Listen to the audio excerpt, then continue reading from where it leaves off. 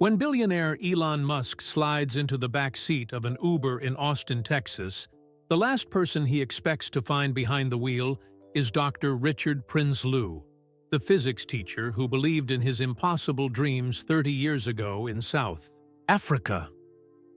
Now 74 and struggling to make ends meet, Dr. Prinsloo never reached out to his famous former student, too proud to appear opportunistic. But as Musk recognizes the familiar voice and wisdom that once shaped his thinking, a decision forms in his mind, one that will transform both their lives in ways neither could imagine. What happens next isn't just about repaying a debt. It's about rediscovering the power of mentorship that changes not just lives, but entire industries. Elon Musk squinted at his phone, thumbs dancing across the screen as he fired off another urgent email to his Tesla production team. The Texas sun beat down through the glass doors of the hotel as he waited, irritation simmering beneath his surface calm. His regular driver had texted an hour ago, sick with the flu, wouldn't make it today. Perfect timing, Elon muttered, opening the Uber app. The quarterly SpaceX meeting couldn't be rescheduled, and he needed to be across Austin in 30 minutes. A black Tesla Model 3 would have been his preference. He almost always requested his own company's vehicles, but the app showed only a Toyota Prius available in the area. With a sigh, he booked it. The hotel doors swished open as a worker scurried past. "Can I help you with anything, Mr. Musk?" she asked, eyes wide with recognition. "No, thank you," Elon replied, his attention already back on his phone. Production numbers at Gigafactory Texas were 15% below target this week. The new Model Y battery pack was causing problems again. A message from his assistant popped up on his screen. All board members confirmed for 10 a.m. Presentation loaded. Coffee and snacks ordered. At least something was going right today. Outside the hotel, a light gray Prius pulled up to the curb. 4 minutes early, according to the app. Elon shouldered his bag and headed for the car, still typing with one hand. He slid into the back seat. The door barely closed before he said, "SpaceX headquarters on Rocket Road, please." He didn't look up, still focused on the production email.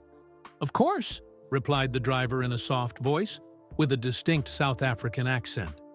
"The traffic looks good this morning. We should make it in about 20 minutes. Elon's fingers paused.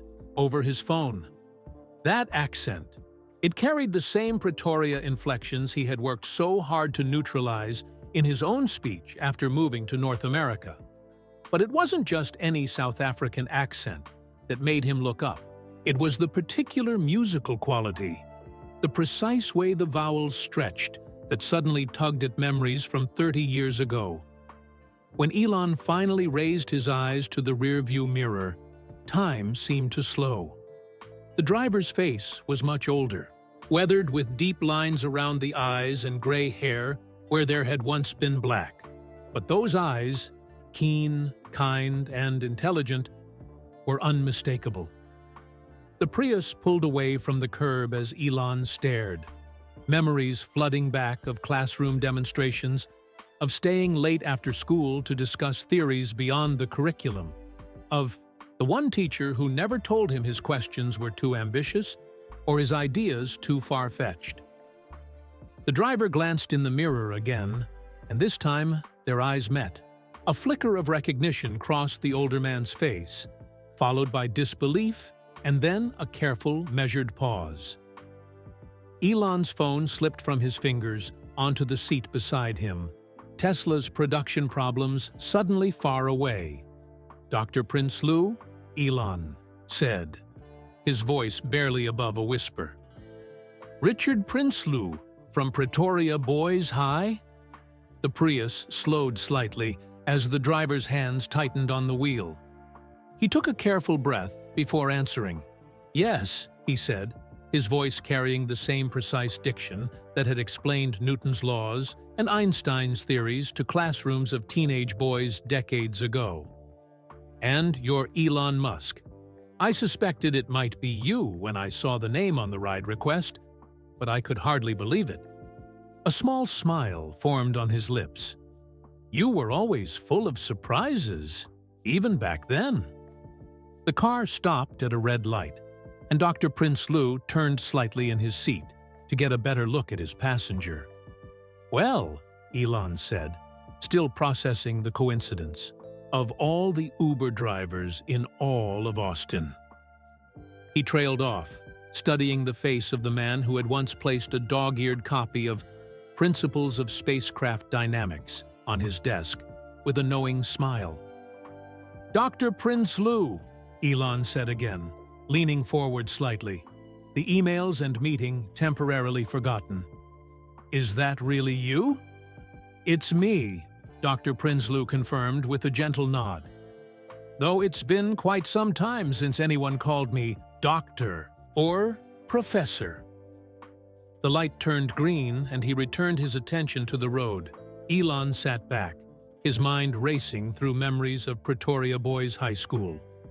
The sprawling campus with its brick buildings and wide sports fields came rushing back to him, a place he hadn't thought about in years.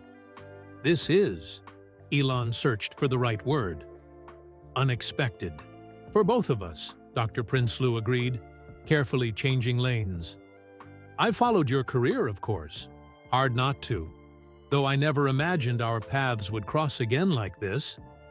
Elon's thoughts drifted back to 1987, when he was a skinny, awkward 13-year-old who had just transferred to Pretoria Boys High. Most teachers saw him as either a troublemaker or a show-off. The boy who corrected textbooks and asked questions that derailed lesson plans. But not Dr. Prinsloo. You remember that old physics lab? Elon asked suddenly. The one with the green chalkboard that squeaked no matter which piece of chalk you used? Doctor, Prinsloo laughed, the sound brightening the car's interior. Room 237. How could I forget? That board was ancient when I started teaching, and the school refused to replace it. Said it had character. It was the only classroom where I wasn't watching the clock, Elon admitted. He remembered his first day in Dr. Prinsloo's class. While other teachers wore stiff suits and demanded strict silence, Dr. Prinsloo had rolled up his sleeves and placed a small rocket model on each desk. Physics isn't about memorizing formulas, he had told them. It's about understanding how the universe works. That day, instead of copying equations, they had discussed how rockets overcome gravity. When Elon had stayed after class to ask about ion propulsion, Dr. Prinsloo hadn't dismissed him. Instead, he'd opened his filing cabinet and pulled out advanced research papers, material far beyond the standard curriculum. You were reading college-level physics papers by age 14, Dr. Prinsloo remarked, as if reading Elon's thoughts. The other teachers thought I was crazy for encouraging you. They said I asked too many questions, Elon replied. There's no such thing as too many questions in science, Dr. Prinsloo said, the same words he'd spoken decades ago. The memory of a particular day surfaced in Elon's mind. The day after he'd been shoved into a stairwell by older boys who had called him a know-it-all freak. He'd shown up to class with a bruised shoulder and wounded pride. Dr. Prinsloo had noticed immediately but hadn't made a fuss. Instead, after class, he'd handed Elon a biography of Nikola Tesla. They target you because you think differently, Dr. Prinsloo had told him quietly. But remember this, the ones who are crazy enough to think they can change the world are the ones who do. Elon hadn't known then that those words would come back to him during his darkest moments years later. You know, Elon said, watching the Austin landscape pass by the window. That book you gave me about Tesla, I still have it. Dr. Prinsloo's eyes crinkled at the corners. Do you now? That's quite something, considering how many times you must have moved since then. It's on my office bookshelf, Elon confirmed. Between a Mars geology textbook and my first coding manual, they passed a billboard advertising Tesla's new Cybertruck. Dr. Prinsloo glanced at it briefly before returning his eyes to the road. "I remember when you told the class you'd build electric cars someday," he said. Johann Pretorius laughed so hard he fell off his chair. Elon smiled at the memory. Johann also said the internet was a passing fad. "Some people lack vision," Dr. Prinsloo replied. "You never did." They turned onto a main thoroughfare, joining the morning Austin traffic. The familiar hum of the Prius's electric motor switching on reminded Elon of his upcoming meeting, and the reality of Dr. Prinsloo's current situation. "So," Elon said carefully, "how did you end up driving for Uber in Austin, Texas? Last I knew, you were heading the physics department at Pretoria Boys." Dr. Prinsloo's expression shifted, a subtle tightening around his mouth. "That," he said, "is quite a long story, and not nearly as interesting as rockets and electric cars." "I've got time," Elon said, checking his watch.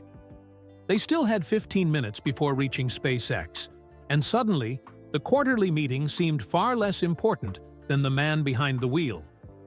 Dr. Prinsloo hesitated, his eyes fixed on the road ahead.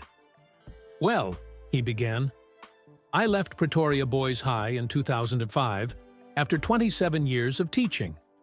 My daughter had moved to the States, Austin specifically, and when my wife developed arthritis, the Texas climate seemed like a better option than South African winters." Elon nodded, remembering the bone-chilling cold that would settle over Pretoria during July and August, the Southern Hemisphere's winter months. "America was a new start," Dr. Prinsloo continued. "I secured a position teaching physics at a small college just outside Austin. Not prestigious, but the students were eager, and the faculty welcomed an experienced teacher." They stopped at another red light, and Dr. Prinsloo turned slightly to glance at Elon. "For 8 years, it was good. My wife's health improved. We became citizens, bought a small house. Then the college faced budget cuts in 2013. New faculty were hired at lower salaries, and older professors were encouraged to retire." "They pushed you out," Elon said, his voice hardening. "They did what institutions do," Dr. Prinsloo replied evenly. "I found part-time work at a community college, supplemented with private tutoring. It was enough until COVID," Elon guessed. Dr. Prinsloo nodded. "The pandemic erased most of my teaching opportunities overnight. Online teaching never suited me. Too difficult to see if a concept is truly clicking when students are just boxes on a screen." They passed a construction site where new office buildings were rising from the Texas soil. Elon glanced out the window, spotting a sign for Tesla's Gigafactory in the distance. "My pension from South Africa doesn't stretch far here," Dr. Prinsloo continued. "The rand has weakened considerably against the dollar. And at 74, starting over again isn't simple. Driving for Uber gives me flexibility, and I meet interesting people." He smiled faintly. "Some more interesting than others, clearly." Elon felt a pang of something unfamiliar. Was it guilt? Here was the man who had nurtured his earliest dreams of space travel and sustainable energy, now driving a hybrid car for strangers to make ends meet. "And you never thought to reach out?" Elon asked. "All these years?" Dr. Prinsloo's laugh was soft, almost apologetic. "What would I say? Hello, remember your old physics teacher? I could use a job?" "No." He shook his head firmly. "I've followed your achievements with great pride, Elon. Watching you succeed has been reward enough." They turned onto a road that ran alongside SpaceX's Austin facility. In the distance, the gleaming white buildings stood against the Texas sky. "I saw the Falcon Heavy launch," Dr. Prinsloo said, his voice warming with genuine enthusiasm. The simultaneous booster landings, pure poetry in motion. Newton would have wept with joy. Elon found himself smiling. The first test flight had only a 60% chance of success in our models. When those boosters landed in sync, I couldn't believe it myself. You've always had a gift for making the impossible seem merely improbable, Dr. Prinsloo remarked. I remember your senior project, the solar-powered model car that outperformed everyone else's by a factor of 3. I stayed up 3 nights in a row building that, Elon recalled. My mother was furious. But you won the regional science fair, Dr. Prinsloo added, and made the front page of the Pretoria News. My first media coverage, Elon said with a chuckle. Far less stressful than today's version. They were approaching the SpaceX entrance now, the Prius slowing as it pulled into the access road. Security guards stood at the checkpoint ahead. Looks like we've arrived, Dr. Prinsloo said, his tone shifting back to the professional Uber driver. Right on time, as promised. Elon checked his watch. They had 5 minutes to spare. As the car rolled to a stop outside the main entrance, he found himself surprisingly reluctant to end the conversation. Dr. Prinsloo, Elon began, reaching for his phone to end the ride, then pausing. The building ahead was filled with people, waiting for him. Production problems that needed solutions, and decisions only he could make. Yet none of it seemed as important as the conversation he was about to leave unfinished. The older man turned in his seat, his wise eyes meeting Elon's, directly for the first time since he'd entered the car. You have a meeting to attend, he said gently. Don't worry about an old teacher. This was a pleasant surprise, that's all. Elon held his gaze for a moment longer. This doesn't have to be the end of the conversation, he said finally. Would you be willing to share your contact information?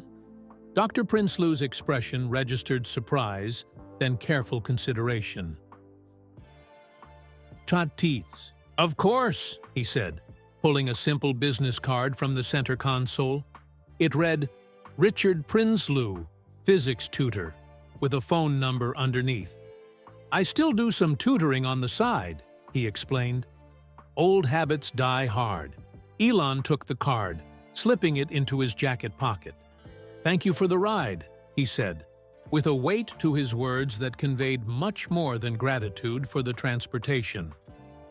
As he stepped out of the car into the Texas sunshine, his assistant appeared at the building entrance, tablet in hand, clearly relieved to see him arrive.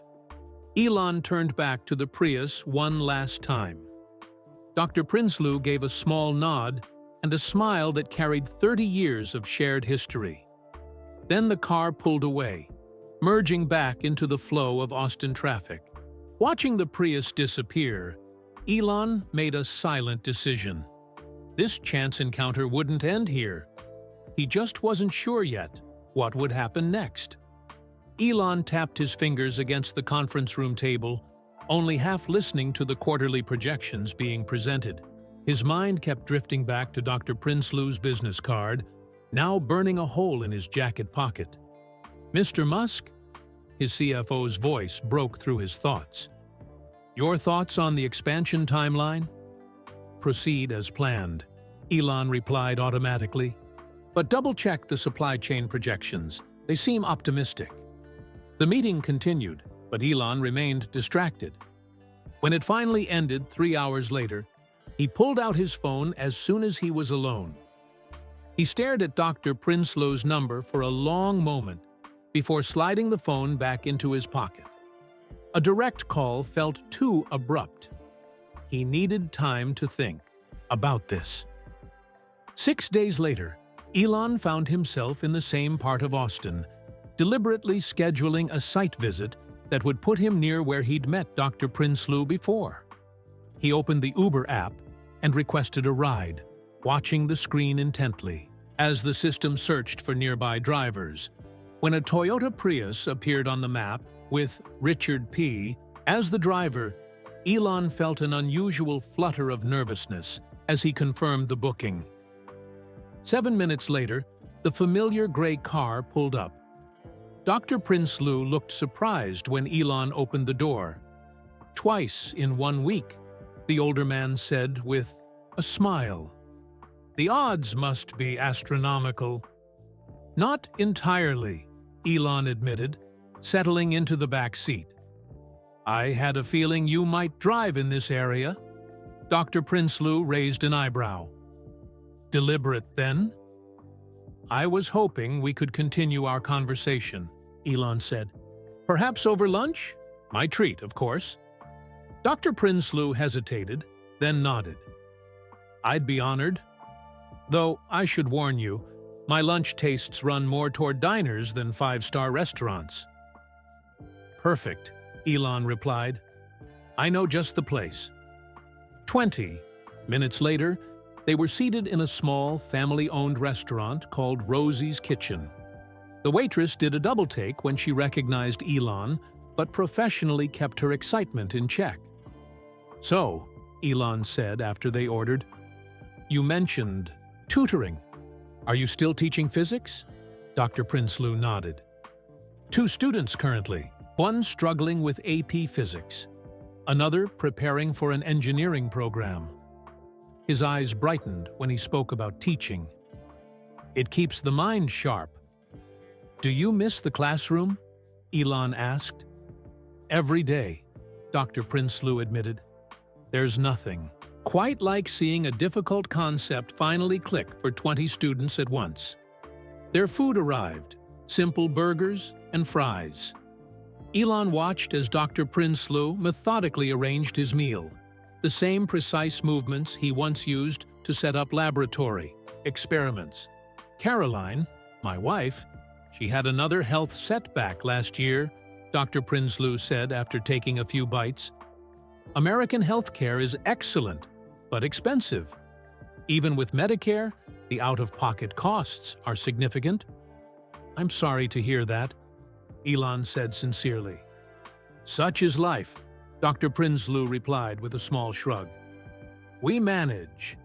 The Uber income helps, though it's not what I imagined doing in my 70s. He smiled wryly. "The greatest challenge is staying intellectually engaged.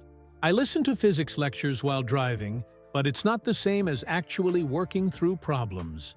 Elon nodded, understanding completely. His own mind required constant challenges to stay satisfied.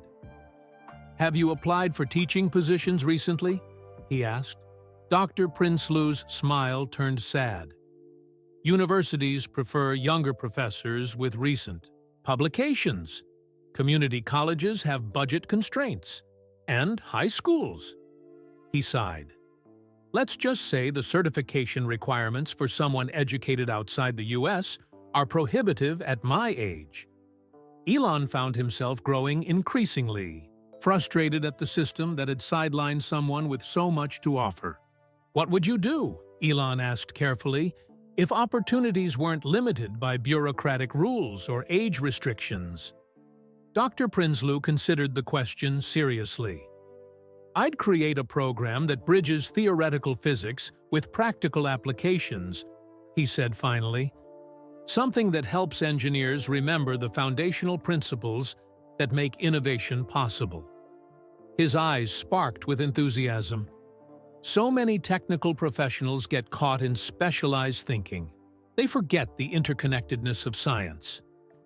Elon listened intently, an idea beginning to form in his mind. "You're not just being polite, are you?" Dr. Prinsloo asked suddenly.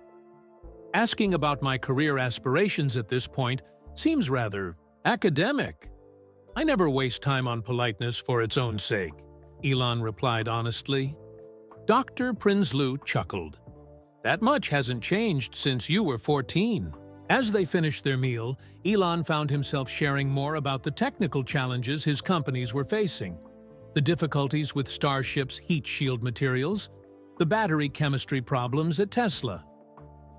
Dr. Prinsloo listened with genuine interest, occasionally asking questions that cut straight to the core issues, displaying a remarkable ability to grasp complex technical concepts from just brief descriptions. When the check came, Elon paid quickly and walked with Dr. Prinsloo back to his car. "Thank you for lunch," the older man said. "It was good to catch up properly." "I'd like your phone number," Elon said suddenly. "Your personal one, not just the business card." Dr. Prinsloo looked surprised, then slightly hesitant. "May I ask why?" "I might have an idea," Elon replied. "Nothing concrete yet, but something worth exploring." Dr. Prinsloo studied him for a long moment, seeming to weigh some internal calculation. "I'm not looking for charity, Elon," he said finally, his voice firm despite its gentleness.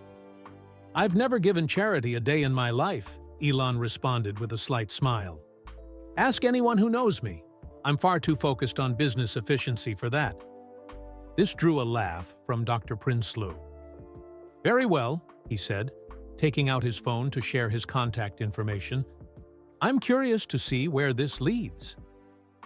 After exchanging numbers, Elon watched Dr. Prinsloo drive away, then called his assistant. "Clear my schedule for Thursday afternoon," he said without preamble, "and contact the head of engineering at Starbase. Tell him I'm bringing a visitor who might have some interesting perspectives on our heat shield problem." As Elon headed back to his own vehicle, he felt energized in a way that had nothing to do with the technical challenges awaiting him. For the first time in years, he wasn't just solving problems. He was repaying a debt that had been too long outstanding. Dr. Prinsloo stepped out of the black Tesla, his eyes widening as he took in the sprawling Starbase facility at Boca Chica. The gleaming silver Starship prototype stood in the distance against the blue Texas sky, looking more like a prop from a science fiction movie than an actual spacecraft in development. "Remarkable," he breathed, shielding his eyes from the sun. Elon watched his former teacher's reaction with quiet satisfaction. "Wait until you see inside." Security had been briefed about their special visitor, and the process was quick and efficient. Dr. Prinsloo received his visitor badge, his fingers, tracing the SpaceX logo with a subtle wonder that he couldn't quite conceal. "I've arranged for you to sit in on our heat shield discussion," Elon explained as they walked through the facility. "The team has been struggling with material degradation under extreme re-entry conditions." Dr. Prinsloo nodded thoughtfully. "Always the balance between weight, thermal protection, and durability," he said. "The same challenges NASA faced with the space shuttle, though I imagine your velocities and temperatures are even more extreme." "Exactly," Elon confirmed, pleased but not surprised by his quick grasp of the situation. They entered a large conference room where 8 engineers were already gathered around a table covered with material samples and technical diagrams. Conversation stopped as heads turned toward the door. "Everyone, this is Dr. Richard Prinsloo," Elon announced. "He'll be joining us for today's discussion." Alex Chen, the lead thermal protection systems engineer, stood to greet them. "Welcome, Dr. Prinsloo. Are you consulting with us now?" The question carried a hint of territorial concern. "Just observing today, Doctor," Prinsloo replied smoothly, picking up on the tension. "I'm here at Elon's invitation to learn about your impressive work." Elon noticed the careful humility in Dr. Prinsloo's approach and suppressed a smile. The teacher knew exactly how to enter a room full of experts without triggering their defenses. Dr. Prinsloo taught physics for over 30 years, Elon added, deliberately omitting their personal connection. He has a particular talent for explaining complex concepts clearly. The engineers nodded politely, but several exchanged skeptical glances. A 74-year-old former teacher was hardly the typical SpaceX consultant. "Let's continue where we left off," Elon said, taking a seat and motioning for Dr. Prinsloo to join them. Alex resumed his presentation about the latest heat shield test failures. As he displayed graphs showing unexpected thermal conductivity patterns, Dr. Prinsloo leaned forward slightly, his eyes focused on the data. He remained silent, listening intently as the engineers debated possible solutions. The material composition is sound, Sarah Patel, the materials specialist, insisted. The failure must be in the bonding process or the tile arrangement. But we've tested 4 different bonding agents, Alex countered. None of them maintain structural integrity past 1700 degrees Celsius. The discussion grew increasingly technical, with competing theories being tossed back and forth. Dr. Prinsloo continued his silent observation, occasionally making small notes on the pad provided. Finally, during a momentary lull, he cleared his throat softly. "May I ask a question?" All eyes turned to him. "Of course," Alex replied, his tone professionally courteous but guarded. "These conductivity patterns," Dr. Prinsloo said, pointing to the anomalous data on the screen, "have you considered that they might not be a material failure at all, but rather evidence of unexpected airflow patterns?" The room fell silent. Dr. Prinsloo continued, his voice gaining confidence. "The degradation isn't uniform. It follows this specific pattern." He traced a finger along the diagram. "That suggests to me that it's not about the material failing under heat stress, but rather about superheated air finding paths of least resistance." Sarah frowned thoughtfully. "But our airflow models don't predict these patterns." "Models are only as good as their underlying assumptions," Dr. Prinsloo replied gently. "In the classroom, I often found that unexpected results weren't failures. They were invitations to question our premises." Elon watched as the engineers exchanged glances, their skepticism beginning to shift toward curiosity. "What if," Dr. Prinsloo suggested, "we step back to basic principles? Heat dissipation is fundamentally about managing energy transfer. Rather than focusing solely on material resistance, perhaps consider how air molecules are actually interacting with your surface geometry." Alex tilted his head, considering. "That would mean the tile shape itself could be causing unexpected turbulence during re-entry." "Precisely," Dr. Prinsloo nodded. "In physics teaching, we often use simplified models that assume laminar flow. But at these speeds and temperatures, even minor surface variations could trigger complex turbulence patterns." The conversation shifted dramatically as the engineers began exploring this new perspective. They pulled up different models and testing protocols, with Dr. Prinsloo occasionally offering clarifying questions that helped focus their thinking. 2 hours later, they had outlined a completely new testing approach based on fluid dynamics rather than material science. Even the initially skeptical Alex was energetically sketching new tile configurations.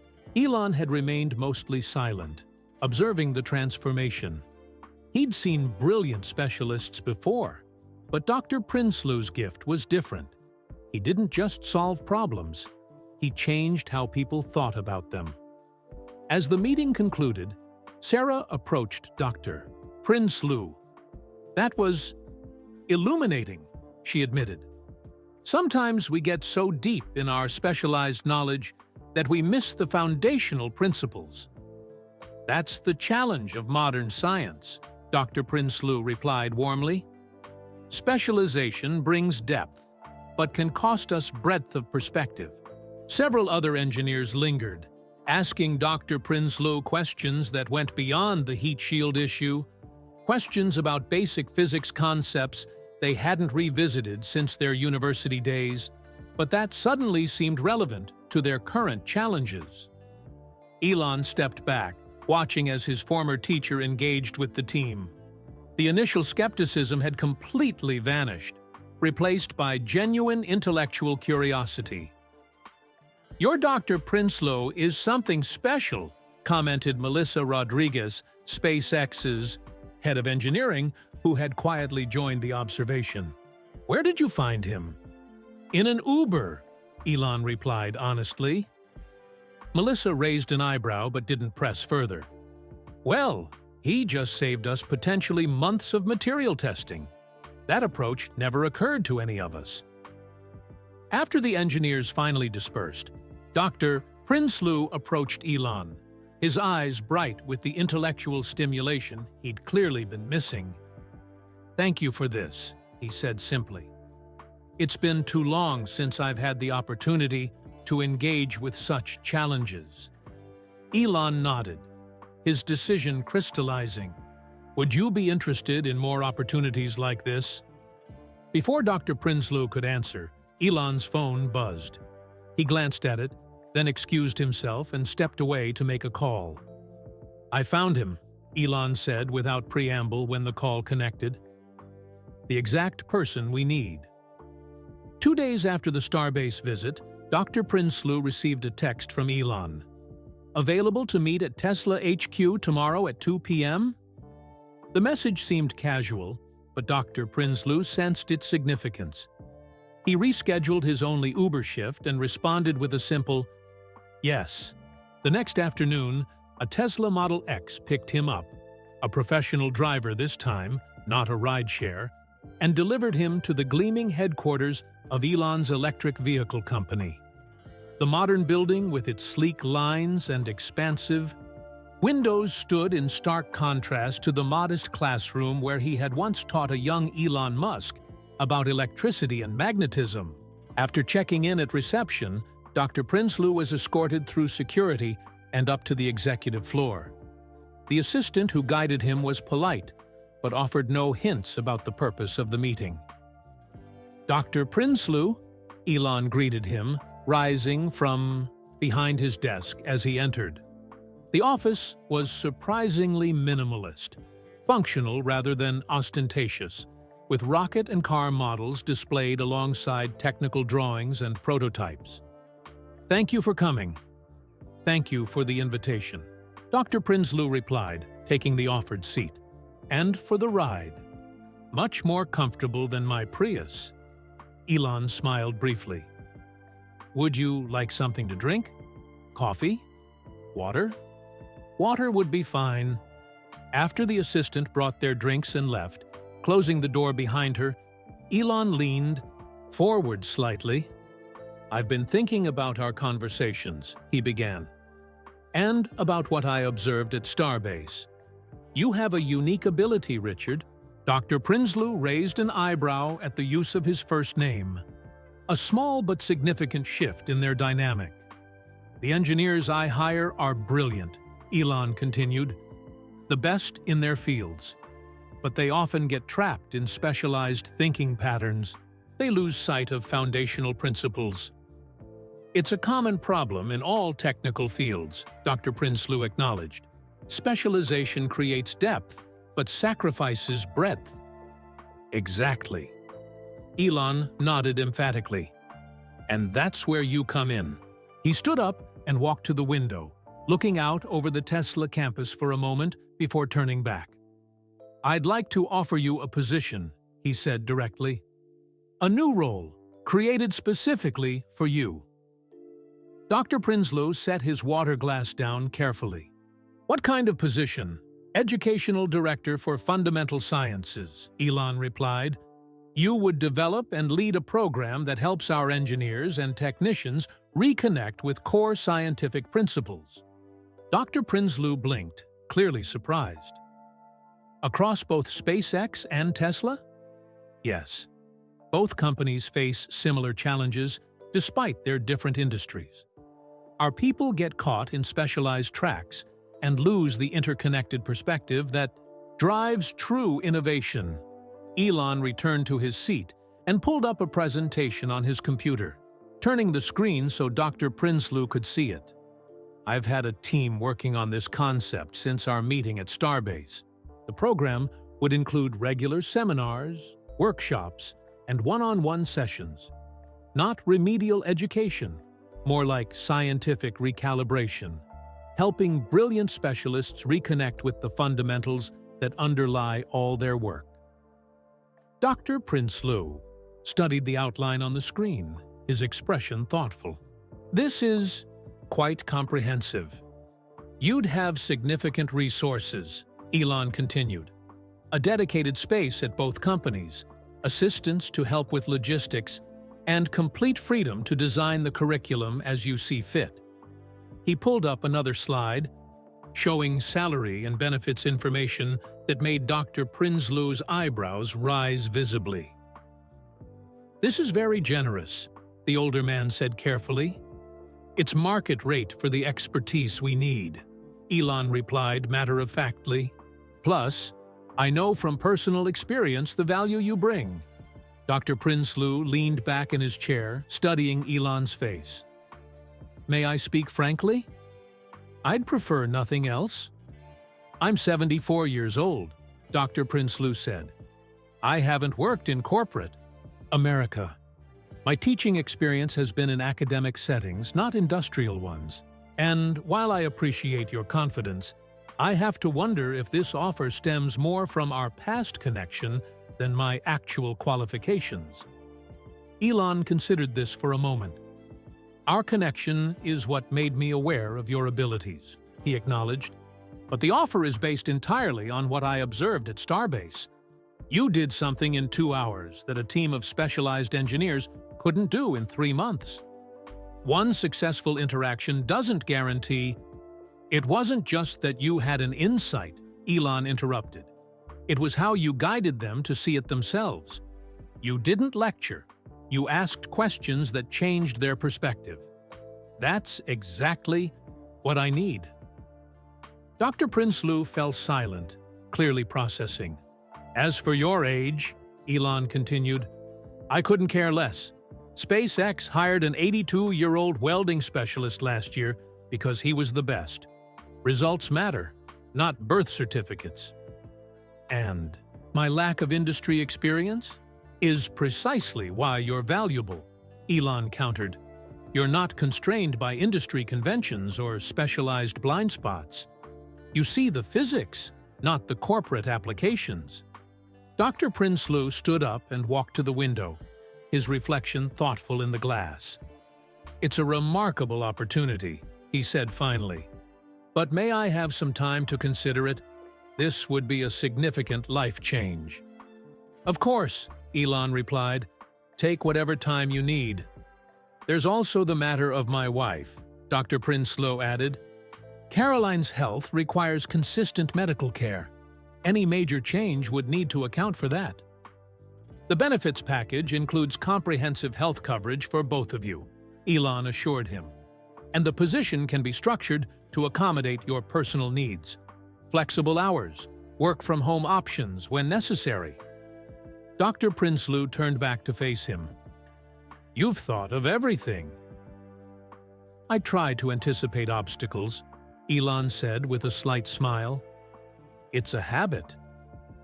"One more question, if I may," Dr. Prinsloo said, returning to his seat. "Why this specific approach? You could hire specialized educational consultants or partner with universities. Why create an entirely new position?" Elon's expression grew more serious. "Because other approaches have failed. We've tried bringing in university professors for guest lectures. We've sent engineers to professional development seminars. The impact is always temporary. We need something organic, integrated into our culture, someone who understands both the science and the human elements of learning." He leaned forward, his intensity palpable. "I don't just want someone to remind my teams about physics equations.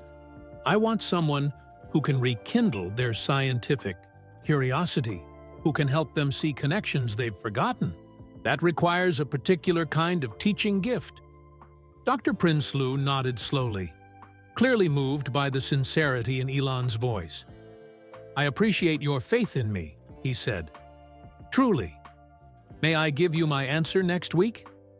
I'd like to discuss this thoroughly with Caroline."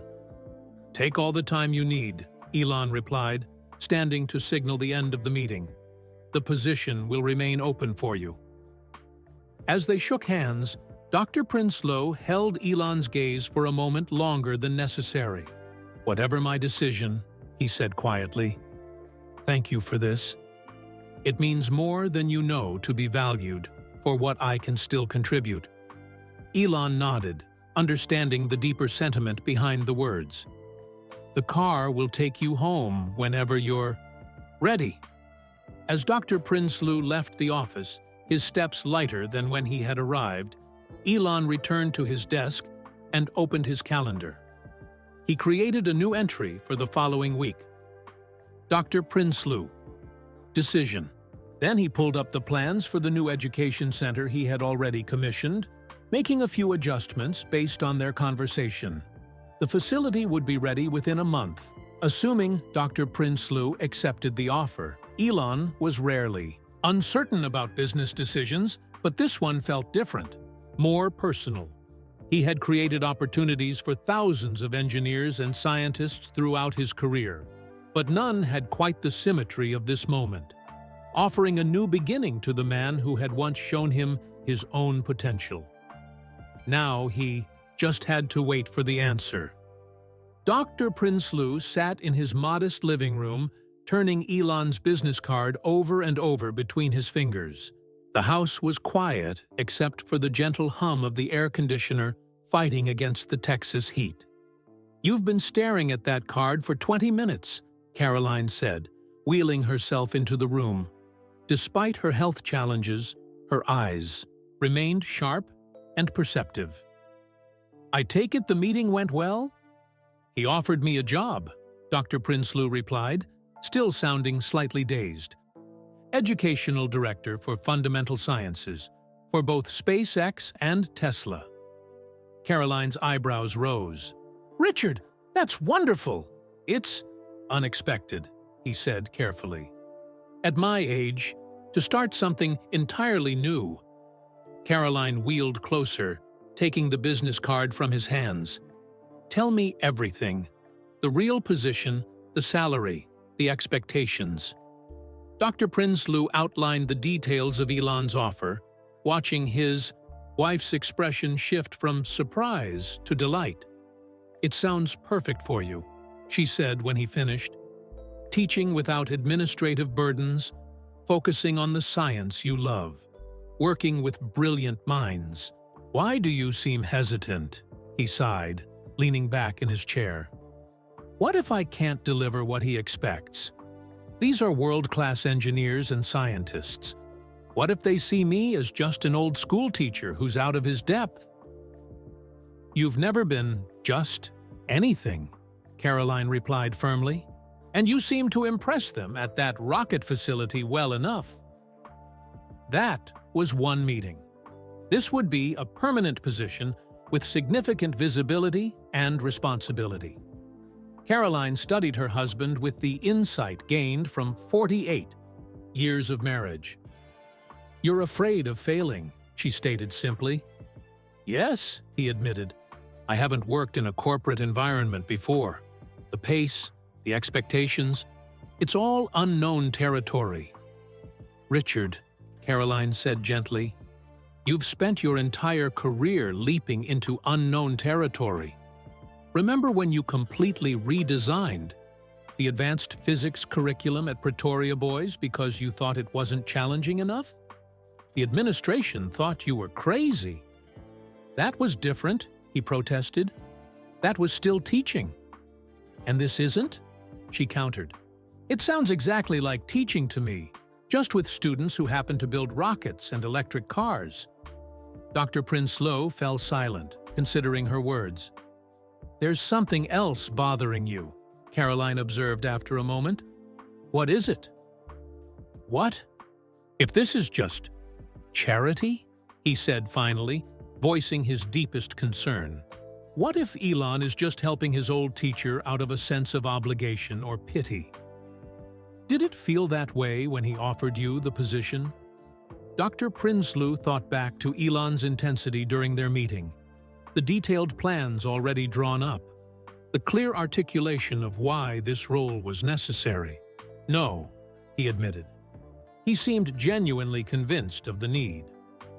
"Then trust that," Caroline said simply. "Elon Musk doesn't strike me as a man who makes business decisions based on sentiment." "No," Dr. Prinsloo agreed with a small smile. Definitely not. Over the next few days, Dr. Prinsloo continued to wrestle with the decision. He researched both companies more thoroughly, watching videos of their technologies and reading about their engineering challenges. The more he learned, the more intrigued he became, and the more the old excitement of scientific discovery stirred within him. Yet doubt still lingered. On Thursday, he decided to work his regular Uber shift, needing the familiar routine to clear his head. His third passenger of the day was a young woman who slid into the back seat, clutching a stack of textbooks. "UT Engineering Building, please," she said, her voice tired but determined. "Exam day?" Dr. Prinsloo asked conversationally as he pulled away from the curb. "Physics midterm," she confirmed. "Thermodynamics is kicking my butt." Dr. Prinsloo smiled. Thermodynamics can be challenging. The balance between theoretical models and real-world applications is tricky. The student looked up, surprised by his knowledgeable response. "Are you familiar with physics?" "I taught it for many years," he replied, before driving for Uber. "Really?" Her interest was piqued. "Maybe you could help me understand something. I keep getting confused about entropy in isolated versus non-isolated systems." For the next 15 minutes, as they drove through Austin traffic, Dr. Prinsloo explained the concept, using simple analogies and clear examples. He watched in the rearview mirror as confusion gave way to understanding on the young woman's face. "That makes so much more sense now," she said, as they pulled up to the engineering building. "My professor makes it sound way more complicated."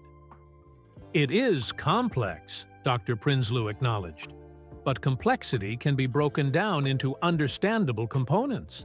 That's the art of teaching physics." "You're really good at it," she said, gathering her books. "Why are you driving for Uber instead of teaching somewhere?" The innocent question struck a chord. Dr. Prinsloo found himself without a ready answer. "Sometimes life takes unexpected turns," he said finally. "Good luck on your exam." "Thanks to you, I think I might actually pass now," she replied with a genuine smile before hurrying toward the building. As Dr. Prinsloo pulled away, he felt something shift inside him, a clarity emerging from confusion. The young student's reaction had reminded him of what truly mattered. Not his age, not his credentials, but his ability to illuminate complex concepts for minds hungry to understand them. That evening, he sat at his kitchen table with Caroline, who was helping him make pros and cons lists for Elon's offer. "The health insurance is significantly better than what we have now," Caroline pointed out, reviewing the benefits package. "And the flexible schedule would make my doctor appointments easier to manage. And the salary," Dr. Prinsloo added, "would mean we could finally fix the roof and maybe even take that trip to visit your sister in Chicago." "So the practical concerns all point toward accepting," Caroline summarized. "What about the emotional ones?" Dr. Prinsloo thought about the student that afternoon, about the engineers at Starbase, about the spark of understanding he'd witnessed countless times throughout his teaching career. "I think," he said slowly, "that I've been looking at this all wrong. I've been focusing on whether I'm qualified or whether Elon's motivations are purely professional." "And?" Caroline prompted. "And none of that really matters," he concluded. "What matters is that there are people who could benefit from what I know and how I teach. Whether they're high school students or rocket engineers doesn't change that fundamental truth." Caroline reached across the table and squeezed his hand. "So, you've made your decision?" "Yes," Dr. Prinsloo nodded, certainty finally replacing doubt. "I'm going to accept the position, but with one condition." "What condition?" Dr. Prinsloo smiled, the plan forming clearly in his mind. "You'll see, but I think Elon might actually like it." He picked up his phone and composed a brief message. "I've made my decision. Could we meet tomorrow to discuss?" The response came almost immediately. "My office, 10 a.m. Car will pick you up at 9:30. Dr. Prinsloo set down his phone, feeling a renewed sense of purpose that had been missing for far too long. Whatever challenges lay ahead, he was ready to face them. Not as an old teacher clinging to past glories, but as someone with valuable knowledge to share in a new context. As he and Caroline prepared for bed that night, she asked, "Are you nervous about tomorrow?" "Surprisingly, no," he replied. "For the first time in years, I feel like I'm exactly where I'm supposed to be." 6 weeks after accepting Elon's offer, Dr. Prinsloo stood in the newly completed Learning Center at SpaceX's Austin facility. The space was impressive, a perfect blend of classroom and laboratory, with state-of-the-art technology alongside traditional teaching tools. One wall featured a massive whiteboard, while the opposite wall displayed interactive screens. Workstations were arranged in flexible configurations that could accommodate both lectures and hands-on experiments. "What do you think?" Elon asked, watching Dr. Prinsloo take it all in. "It's extraordinary," the teacher replied honestly. "Far more than I expected." "We built an identical space at Tesla," Elon explained. "You'll split your time between the two locations. 3 days here, 2 days there, alternating weeks." Dr. Prinsloo nodded, running his hand along one of the lab tables. "And you're sure about my condition? It won't create problems with your board?" When Dr. Prinsloo had accepted the position, he'd added an unexpected requirement. The educational program must include outreach components for schools in underserved communities surrounding SpaceX and Tesla facilities. For every 10 employees who went through his program, the companies would sponsor 1 classroom visit or student workshop. To his surprise, Elon had agreed immediately. "It's good PR," he'd said pragmatically. "But more importantly, it's good science. We need to cultivate the next generation of thinkers." The board approved it unanimously, Elon now confirmed. "The outreach program has been integrated into our existing community initiatives. Your assistant will handle the scheduling." As if on cue, a young woman named Maya entered the Learning Center carrying a tablet. "Dr. Prinsloo, your first session starts in 20 minutes. 15 engineers have signed up." "Already?" Dr. Prinsloo asked, a flicker of nervousness finally surfacing. "Word spread after your visit to Starbase," Elon explained. "The Heat Shield team told everyone about their breakthrough. Now everyone wants the Prinsloo perspective, as they're calling it." Dr. Prinsloo adjusted his glasses, a familiar gesture he always made before teaching. "Well then, I'd better not disappoint them." "I'll leave you to prepare," Elon said, heading for the door. "Maya will assist with anything you need. I have meetings all day, but I'd like to hear how it goes." Left alone, Dr. Prinsloo reviewed his notes for the inaugural session. He'd designed it as an introduction to his teaching philosophy, returning to first principles. The goal was to show engineers how reconnecting with fundamental physics could illuminate their specialized challenges. At precisely 10 a.m., the first group arrived. Most wore expressions of polite curiosity, though a few seemed skeptical, clearly having been sent by their supervisors rather than volunteering. "Good morning," Dr. Prinsloo began, his teacher's voice automatically filling the room. "My name is Richard Prinsloo, and I've been asked to help you remember what you already know." He smiled at their confused expressions. "That might sound strange, but it's precisely what we'll be doing. You all mastered the fundamentals of physics years ago, then built layers of specialized knowledge on top. Sometimes those layers become so thick that we can't see the foundation anymore." Dr. Prinsloo picked up a small rocket model from the demonstration table. Today, we're going to strip away those layers and rediscover how first principles can illuminate your current challenges. Instead of a traditional lecture, Dr. Prinsloo had prepared a series of problems, real issues currently facing SpaceX teams. But rather than discussing them in specialized terms, he reframed each as a basic physics question. A propulsion problem became a thought experiment about conservation of momentum. A materials challenge transformed into a discussion of atomic bonding energies. A communications issue was reconsidered through the lens of basic wave theory. By the second hour, even the skeptics were engaged, offering insights and asking questions. The artificial distinction between teacher and students had dissolved into collaborative problem-solving. When the session ended, several engineers lingered, continuing discussions that had begun during the workshop. "That was not what I expected," admitted one propulsion specialist.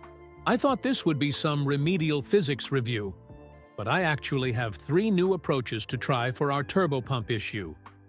"Physics hasn't changed," Dr. Prinsloo replied. "Only our perspective on it sometimes needs adjustment." As the engineers filed out, Maya approached with her tablet. "That was impressive," she said. "The feedback forms are already coming in. They're unanimously positive." "One session doesn't make a program," Dr. Prinsloo cautioned, though he couldn't hide his satisfaction. "Oh, and I've scheduled your first school visit for next week," Maya continued. "A middle school in East Austin has invited you to speak to their science club. Only if you're comfortable with that so soon, of course." "No, that's perfect," Dr. Prinsloo assured her. "The sooner we begin the outreach, the better." Over the following weeks, the program developed its rhythm. Word spread quickly through both companies, and soon Dr. Prinsloo's sessions had waiting lists. The initial skepticism some engineers had shown gave way to genuine enthusiasm as tangible results emerged. A Tesla battery team made a breakthrough in thermal management after reconsidering basic thermodynamic principles in one of Dr. Prinsloo's workshops. A SpaceX guidance system issue was resolved when an engineer applied fundamental mechanics concepts in a new context. The school outreach program flourished as well. Dr. Prinsloo visited classrooms where students had never met a scientist before, bringing simplified versions of SpaceX and Tesla challenges for them to explore. Soon, engineers from both companies were volunteering to join these visits, excited to share their knowledge with young minds. 3 months into the program, Elon stopped by during a session focused on materials science. He slipped into the back of the room, observing as Dr. Prinsloo led a diverse group of engineers through a thought experiment about molecular bonding. What struck Elon most wasn't just the content, but the atmosphere. The usual competitive tension that often characterized technical discussions at his companies was absent, replaced by collaborative energy. Engineers who normally protected their specialized knowledge were openly sharing insights. "You've changed the culture," Elon commented afterward as he and Dr. Prinsloo walked through the facility. "That's something I didn't anticipate." "How so?" Dr. Prinsloo asked. "SpaceX and Tesla have always valued innovation, but the pressure creates silos," Elon explained. "Engineers guard their expertise. Your sessions have become neutral territory where the only goal is understanding, not winning arguments or securing funding."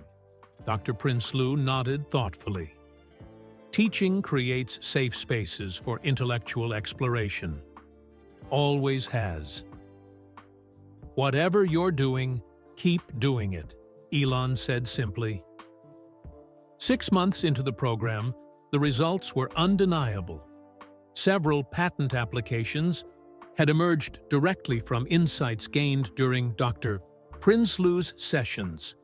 The Starship heat shield issue had been fully resolved using the approach that began during his first visit. A Tesla motor efficiency problem that had stumped engineers for months was solved after a session on electromagnetic fundamentals. The outreach program had expanded to 20 schools, with plans to add more. Dr. Prinsloo had trained a small team of engineers to conduct sessions when his schedule couldn't accommodate all the requests. At a quarterly review meeting, the program's metrics impressed even the most numbers-focused executives. Innovation rates were up, cross-team collaboration had increased, and problem-solving times had decreased in departments participating in the program. Dr. Prinsloo has created something remarkable here, noted Tesla's chief technology officer. It's not just another training program, it's a fundamental shift in how our teams approach problems. After the meeting, Dr. Prinsloo found himself walking with Elon toward the parking area. "You know," Dr. Prinsloo said, "6 months ago, I was driving people around Austin, wondering if my teaching days were over.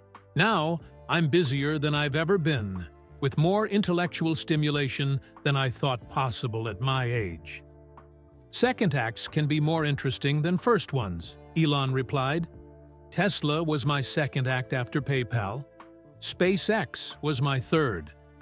The perspective you gain from starting over is invaluable." As they reached Elon's car, Dr. Prinsloo's phone buzzed with a notification. He checked it and smiled. "What is it?" Elon asked. "An email from a student at that East Austin middle school.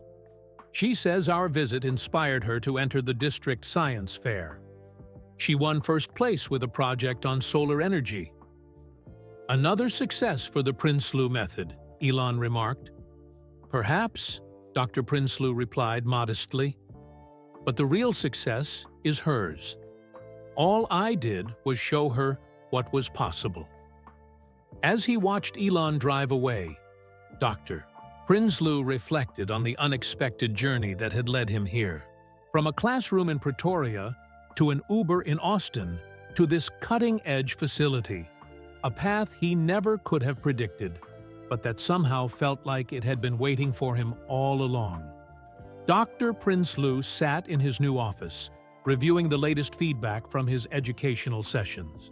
6 months had passed since the program's launch, and the results continued to exceed expectations. His wall now displayed photographs from school visits, alongside thank you notes from both students and engineers. A knock at the door interrupted his thoughts. Maya entered with her ever-present tablet. "Dr. Prinsloo, you have a visitor," she announced. "Someone from Falcon Media, a documentary filmmaker." Dr. Prinsloo looked up, surprised. "I don't recall scheduling any interviews. They contacted Mr. Musk's office directly," Maya explained. "Apparently, they're working on a series about second-act careers, people who've found new purpose later in life. They heard about your story." Dr. Prinsloo hesitated. "I'm not sure I'm comfortable being featured that way. My work here isn't about personal recognition." "Would you at least meet with her?" Maya asked. "She's quite persistent." With a reluctant nod, Dr. Prinsloo agreed. Moments later, a woman in her 40s entered, carrying a small notebook rather than the camera equipment he'd expected. "Dr. Prinsloo, I'm Jennifer Coyle from Falcon Media," she introduced herself with a firm handshake. "Thank you for seeing me. I promise I'll keep this brief." "Ms. Coyle," he acknowledged, gesturing toward a chair. "Maya mentioned a documentary series?" Jennifer nodded eagerly.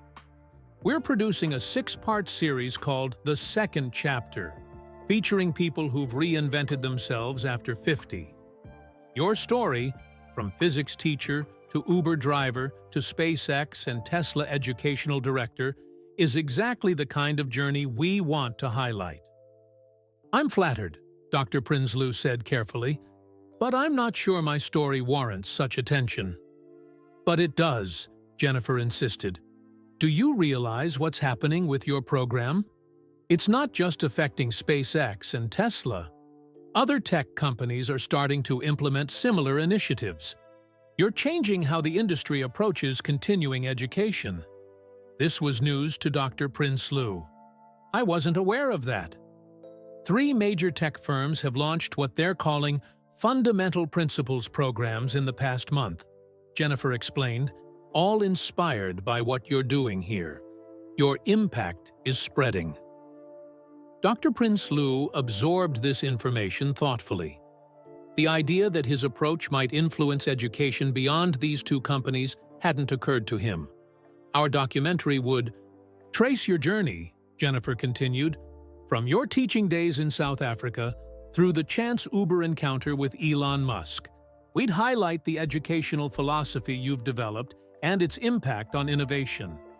We'd also feature the outreach program for schools, showing how your method works across all age groups and experience levels." "It sounds quite comprehensive," Dr. Prinsloo noted, still hesitant. "Mr. Musk has tentatively agreed to participate," Jennifer added, clearly saving this detail strategically. "He said he'd defer to your wishes, of course." This surprised Dr. Prinsloo. Elon was famously selective about media appearances, especially those focusing on his personal rather than professional life. "May I think about this?" he asked finally. "I'd like to discuss it with my wife and with Elon as well." "Of course," Jennifer replied, handing him her card. "We'd need your answer within 2 weeks to keep our production schedule. And please understand, this isn't about creating celebrity. It's about sharing valuable lessons on reinvention and lifelong contribution." After she left, Dr. Prinsloo sat quietly, considering the proposal. Being in the spotlight had never been his ambition. Teaching was about guiding others to the forefront, not standing there himself. Later that day, he mentioned the documentary proposal to Caroline over dinner. "You should do it," she said immediately. "Think about all the other people your age who feel discarded by society. Your story could inspire them." "It feels self-indulgent," he admitted. "Teaching isn't about the teacher." "Sometimes it is," Caroline countered. "Sometimes the best lesson is the example you set." The next morning, as Dr. Prinsloo prepared for a session with Tesla engineers, Maya informed him that news about his program had appeared on several technology websites overnight. "Musk's secret weapon, the teacher who's revolutionizing tech education," read one headline. Another claimed, "From Uber to Innovation Guru, how Richard Prinsloo is changing SpaceX and Tesla from within." The articles contained quotes from unnamed engineers praising the program's impact on their work. Several mentioned the Prinsloo method of returning to first principles to solve complex problems. When Dr. Prinsloo checked his email, he found messages from 3 universities asking about his teaching approach. 2 technology companies had sent interview requests. Even the Department of Education had reached out, inquiring about adapting his methods for STEM programs in public schools. "It seems the story has leaked," Elon commented when they spoke by phone later that day. "The press is running with it." "I never wanted this kind of attention," Dr. Prinsloo said. "Welcome to my world," Elon replied dryly, "though I've never understood why people fixate on personalities rather than accomplishments." "About that documentary?" "Request," Dr. Prinsloo began. "I told them I'd participate if you wanted to," Elon confirmed, "but only because I think the educational methodology deserves wider attention. Companies waste billions on ineffective training. Your approach actually works. And what about the way it's being framed? This narrative of you rescuing your old teacher from driving Uber?" Elon's frustration was audible. "That's exactly the kind of personalized nonsense that distracts from what matters. This was never about charity or sentiment. It was about finding the right person for a critical need." "Exactly," Dr. Prinsloo agreed, relieved that they shared this perspective. Over the next several days, the media interest continued to grow. Someone had leaked a photograph of Dr. Prinsloo teaching at SpaceX, and stories multiplied across technology publications. Social media buzzed with commentary, most positive but some questioning whether the program was a genuine innovation or just a PR stunt. Dr. Prinsloo tried to ignore the noise and focus on his work, but the speculation was becoming a distraction. Engineers began asking about the media coverage during sessions. Schools participating in the outreach program requested interviews. Even Caroline was approached by a reporter while grocery shopping. The breaking point came when Dr. Prinsloo overheard two engineers in the hallway. "It's a great story," one was saying. "Billionaire finds his old teacher driving Uber and gives him a cushy job out of gratitude. Perfect PR for the company." "Yeah, but the program actually works," the other argued. "Does it matter if it started as a favor?" Dr. Prinsloo stepped around the corner, and the engineers fell silent, embarrassed. He nodded politely and continued walking, but their words lingered. Was that how people viewed his position? As charity from a former student rather than recognition of his capabilities? The thought was deeply unsettling. That evening, Dr. Prinsloo sent Elon a message. "Need to discuss the media situation. Also, still undecided about documentary." The response came quickly. "SpaceX launch viewing tomorrow night. Private event. We can talk then." The next evening, Dr. Prinsloo found himself at a remote viewing area near Boca Chica, where a small group of executives and key team members had gathered to watch a Starship test flight. The rocket stood illuminated on the launch pad in the distance, gleaming silver against the darkening Texas sky. Elon approached as Dr. Prinsloo was admiring the view. "Beautiful, isn't it?" he said, following the older man's gaze to the spacecraft. "Breathtaking," Dr. Prinsloo agreed. "No matter how many launches I see, each one feels miraculous." They stood in companionable silence for a moment before Elon spoke again. "You wanted to talk about the media situation." Dr. Prinsloo turned to Taituam, face him. "I'm concerned about the narrative that's developing. All this speculation about your motivations for hiring me, it undermines the work we're doing." Elon nodded thoughtfully. "The press always creates narratives. It's what they do. The question is whether to ignore them or try to control them." "What do you suggest?" "Participate in the documentary," Elon said simply. "Tell your story your way, rather than letting others define it." Dr. Prinsloo considered this advice. "That approach has worked for you?" Elon laughed. "Hardly, but at least when I speak directly, there's a counterpoint to the speculation. And in this case, the educational methodology deserves to be recognized accurately." A voice over the loudspeaker announced 5 minutes to launch. Around them, conversations quieted as attention turned toward the launch pad. "There's something I've been meaning to ask you," Dr. Prinsloo said, seizing the moment of relative privacy. "With all this media attention and rumors, I need to know the truth, Elon.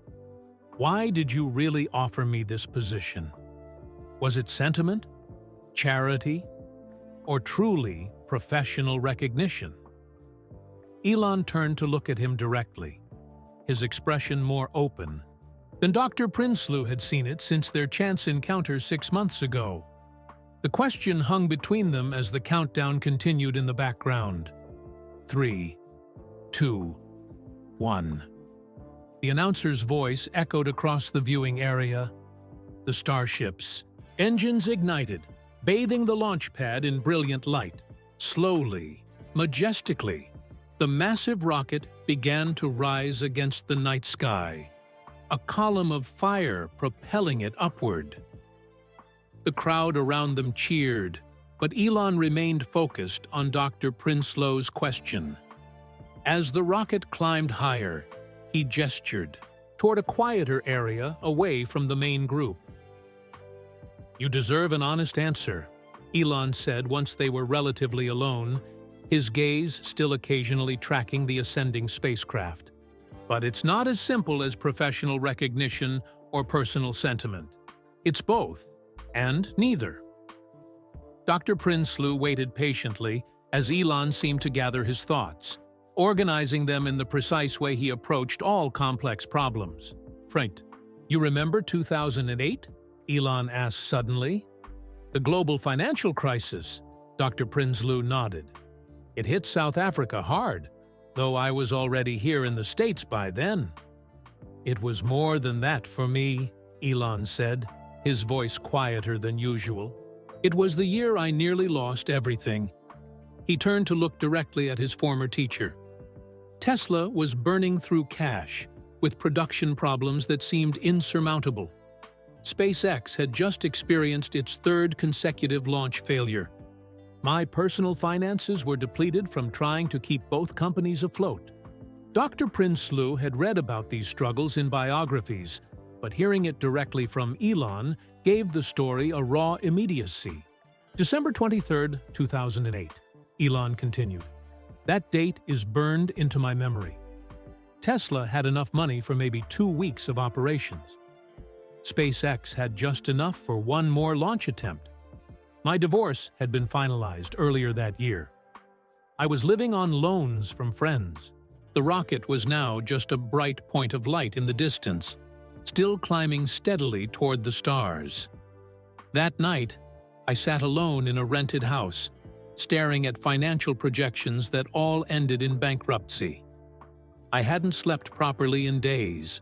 Every avenue seemed to lead to failure. Elon paused, his expression distant, clearly reliving that moment.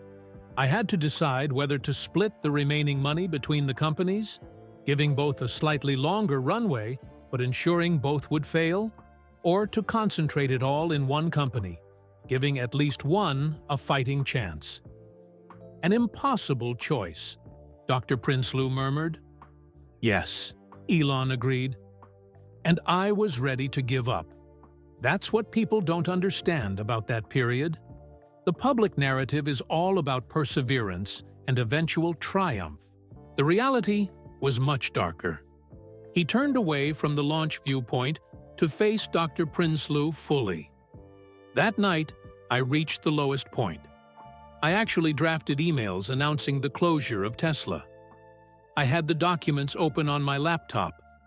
The noise of the crowd celebrating the successful launch stage, separation seemed to fade into the background as Elon continued. And then, for some reason, I remembered something. A voice from the past that cut through all the hopelessness. What was it? Dr. Prinsloo asked quietly. It was you, Elon said simply. Standing in that physics classroom in Pretoria, looking at a 16-year-old who had just been bullied for talking about electric cars and space travel. You handed me that book about Tesla and said, "The ones who are crazy enough to think they can change the world are the ones who do." Dr. Prinsloo's eyes widened slightly in recognition of his own words from so long ago. I didn't sleep that night, Elon continued. But instead of writing surrender documents, I created one final plan to save both companies.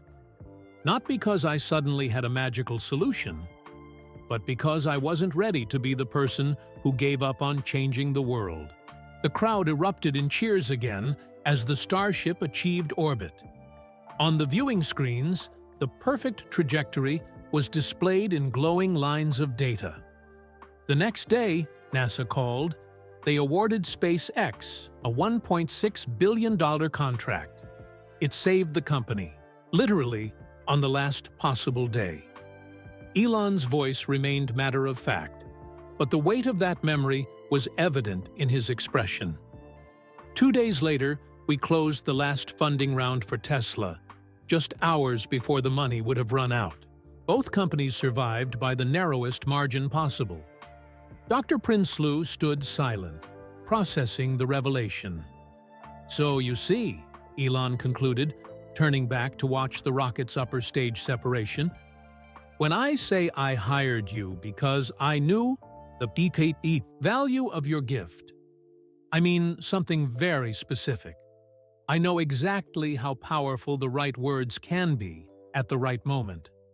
How a seemingly small encouragement can literally change the trajectory of a life. Or in this case, companies that have gone on to change industries. He gestured toward the successful launch. That starship exists because you told a teenager that his seemingly impossible dreams weren't crazy after all. Dr. Prinsloo's eyes glistened in the reflected light of the viewing screens. I had no idea, he said softly. How could you? Elon replied. You were just doing what good teachers do, seeing potential where others saw strangeness, encouraging curiosity instead of conformity. He turned to face Dr. Prinsloo directly. I didn't hire you as an act of charity, Richard. I hired you because I've seen firsthand the power of your gift. You don't just teach physics, you inspire belief. And sometimes, belief is more valuable than technical knowledge. I didn't rescue you from being an Uber driver. I simply returned the favor you gave me years ago, the chance to make a difference. Around them, the SpaceX team continued celebrating the successful launch, unaware of the profound conversation taking place at the edge of their gathering. So, Elon asked, does that answer your question about my motivation? Dr. Prinsloo nodded, momentarily unable to speak. After a lifetime of teaching, of pouring knowledge and encouragement into thousands of students, he had never fully understood the ripple effects of his work until this moment. About that documentary, Dr. Prinsloo said finally, perhaps there is value in telling this story, not for my sake or even yours, but for all the teachers out there who never get to see the full impact of their efforts. I agree, Elon replied, though we should focus on the educational methodology, not the personalities. With one personal element, perhaps, Dr. Prinsloo suggested. This story of connection, of how lessons given freely can return when most needed, that's worth sharing, I think. They stood together in comfortable silence, watching as the starship completed its mission perfectly. The technology was revolutionary, but both men now understood that behind every technological breakthrough stood human relationships and moments of belief that science alone couldn't explain. As they turned to rejoin the celebration, Dr. Prinsloo paused. One more question, if I may. That quote I gave you, about the crazy ones changing the world, wasn't that originally from Steve Jobs? Elon smiled. Actually, it was from an Apple advertisement, but I heard it first from you, and that made all the difference. Together, teacher and student, now colleagues in an improbable second chapter, walked back toward the future they were both helping to create. A future built not just on revolutionary technology, but on the timeless power of belief passed from one generation to the next. That concludes our time with Elon and Dr. Prinsloo. Their journey reminds us that sometimes our greatest impacts come full circle in unexpected ways. I'm curious, where are you tuning in from today? I'd love to know who's listening. If you enjoyed this narrative, please take a moment to like this video and subscribe to the channel.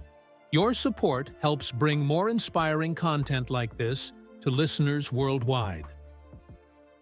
Until next time, remember that small moments of encouragement can create ripples that change the world.